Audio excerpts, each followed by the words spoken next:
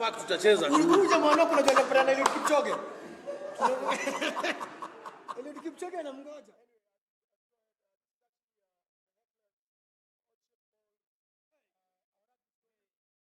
Joined by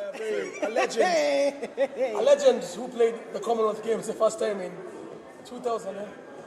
I'll explain. I'll let you know. Don't expose my age. It's a Saturday. Do we toast with? Can we toast with? We're doing a lot of toasts. We can't. We'll do toast on the line. 1990.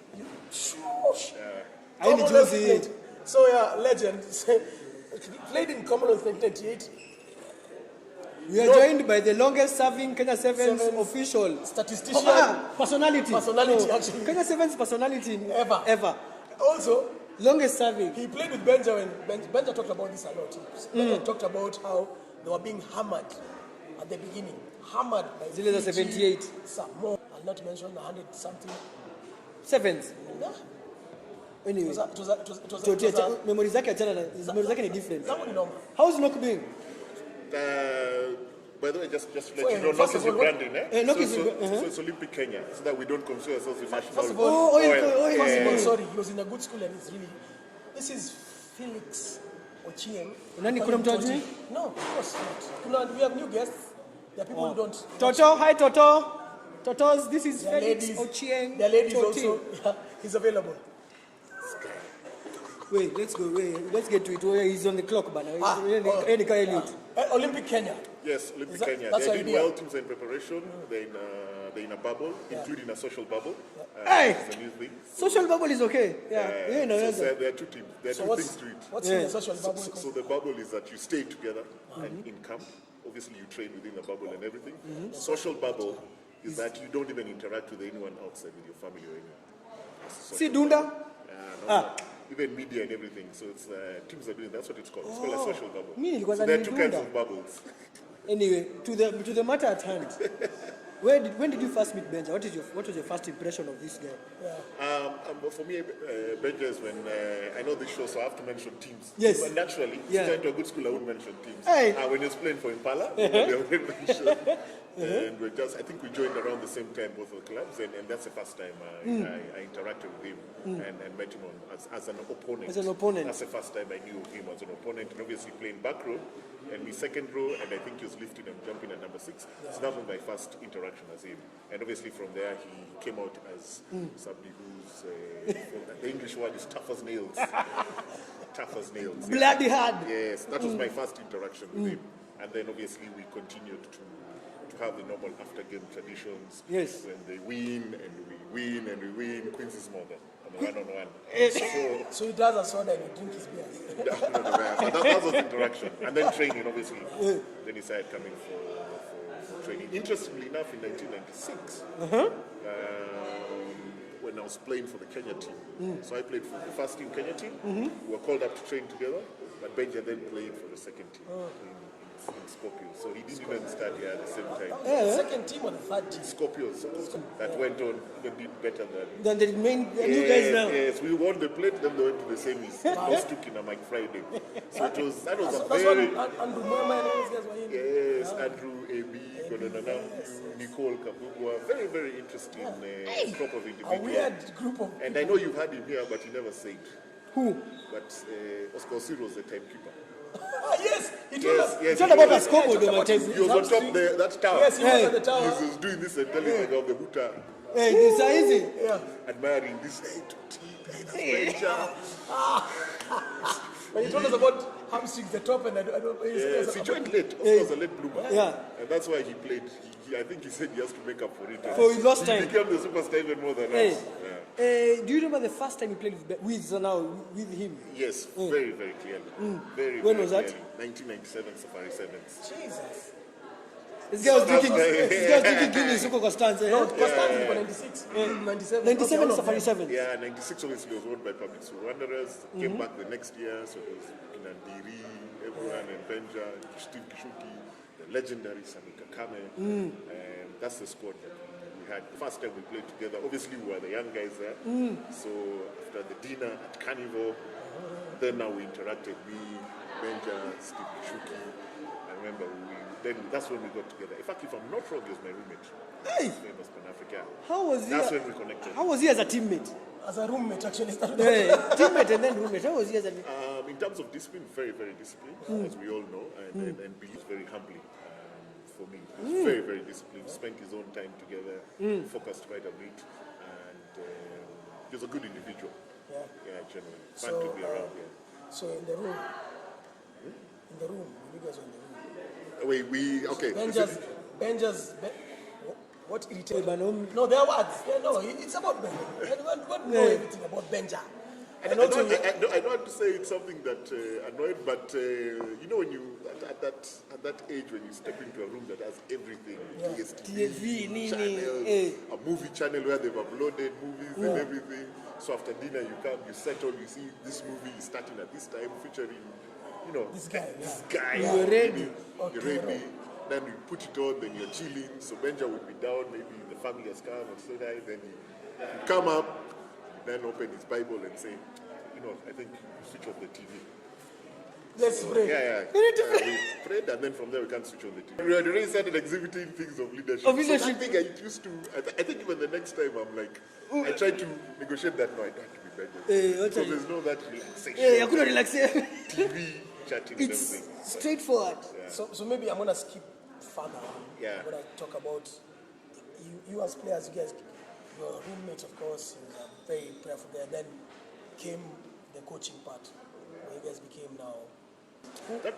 Who headed it? Who decided? Okay, we're gonna be coaches. When you guys were playing, we're going to be coaches. Who It's decided? actually a very interesting story. And then I don't think, I remember we went to the Commonwealth Games actually. That was 98 now. 98 for the first time. And the three young people were myself, Benjamin Ayimba, and Bilodomo. Yes. When we went to Commonwealth, Games. yeah. That is where we really bonded as the younger people. And I think that was when, because during that tournament, is when, because you'd give your parents and your guardians the phone of the team manager. Because you can't, there's no mobile phone. So in case of emergency and everything, that's the number they had. So I remember Bukusi coming to the room and saying, hey, how did Benja come? I was born when Commonwealth. This is Brian. Yes, and we were moving from the electronic shop now to the diaper To the diaper shop. So that was the first experience where we really bonded with them in training. We're watching other teams play, we're being smart and saying, hey, we have to do, you know, that young mind, we have to do further than that. So jump forward.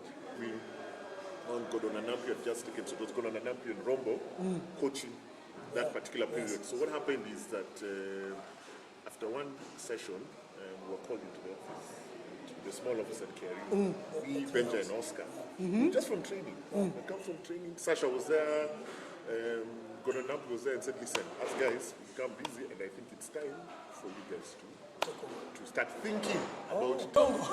Yeah, I think that one you have to ask him. I think he's around here somewhere. But you don't want him on I think he wanted to. Also usually coach, head coach, and team manager. Can you imagine? We were told to go think about which role suited us best. The story that has never come out because Oscar being the coach, Benja will be assistant. I told Oscar I may not be able to be there full time. So let Benja become coach and then we're not talking in hiding. You're 3 years in its support story. Yes, so that is exactly what happened. The next day they said we are now going to send it to the board. The next week we ratified. Then it was ratified. I mean, I'm going to mention Within a year. Yeah, within a year, 2006. Please note, when I was assistant coach, I was player coach. You were all player coach, man. Yes, we're all player coach.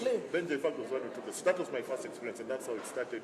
From there, we moved on. We really moved on. Yeah, we really moved on. And the thing was like, we've got to change how we play. We've got to change small things. You know, how we're resting, how we're traveling, what is our residence. That's where it started. Also, let me just, that story of in our days we never used to interact with Queen's members. It's a lie.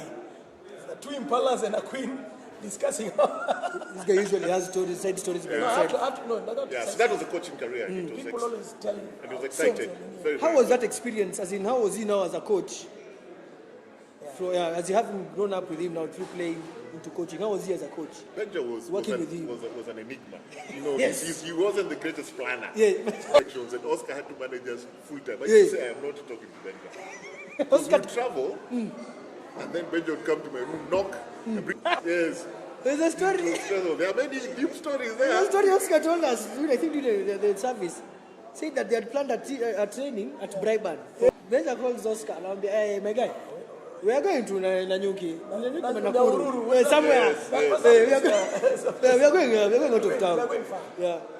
These connections. Benja just used to call, okay, fine. Why don't we talk about somebody who knows he has a bus? So you take the bus particular now. So me, that is one thing. And I think I'm focused on the technicalities of everything has been organized. You know, Benja used to have this joke and say, you guys, finish your water because Totty puts mineral water in his radiator. I used to think now, that cool kid. You can't. So, the car can't have any. Yeah, you can't go into this car. You know, mineral water is in the radiator. Yeah, I don't even use cool. You guys would really laugh about it. That was experience. Highlights of coaching. What were your highlights? Actually, no, as a player, highlights is a player with Benja first, before coaching. For me, definitely was the Commonwealth Games in Manchester. I remember the first time we beat Samoa. Oscar obviously scored 2 tries in that one. I think they were players, Felix, I remember that scored, Lucas Onyango, Dennis Wanda, who were very tight. And that was an amazing time. Lucas decided to Beba. Yes, exactly. We all remember those.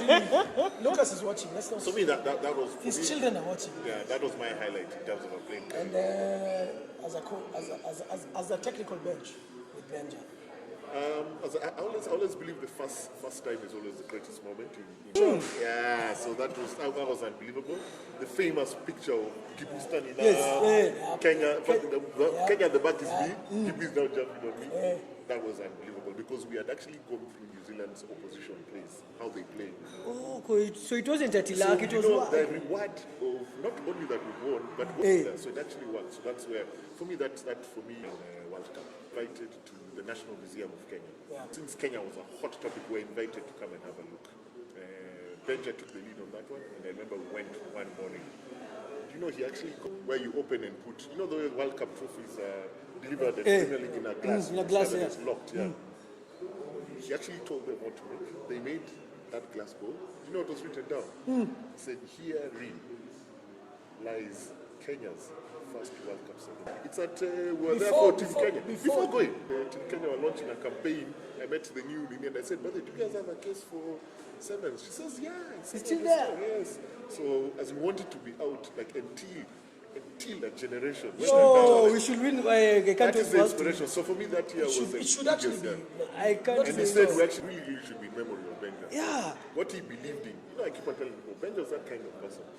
When he's talking, he actually stands down as several, you know, almost winning the first leg on Friday and stuff. And we know for a fact that, you know, that World 7 Series leg trophy was dedicated to Benja. Because remember, Benja took over with me. Yeah. Yes.